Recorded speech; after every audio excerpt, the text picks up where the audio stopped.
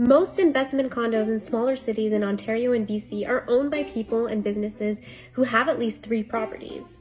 In other words, most condos bought as investments are owned by investors who operate at a slightly larger scale than, let's say, a parent buying a condo for a child, for example. But it's happening in places that are kind of a surprise.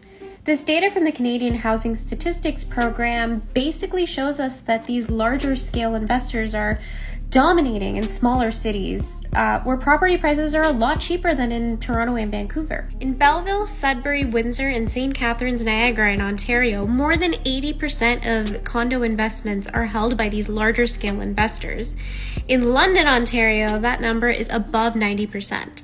Meanwhile, in Toronto, the second most expensive real estate market in the country, that number is way lower at 46.7%. And it's pretty much the same deal in British Columbia.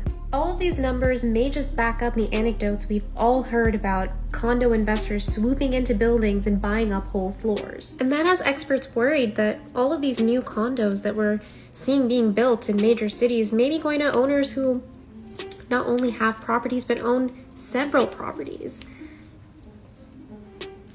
These bigger scale investors add a whole other layer to the housing problem in Canada. The more condos that are bought up by investors means there's less supply in the housing market for regular people who want to buy homes to actually live in. That drives up competition and prices, making it harder for first-time buyers and renters too. Have you seen anything like this happening where you live? Let us know in the comments.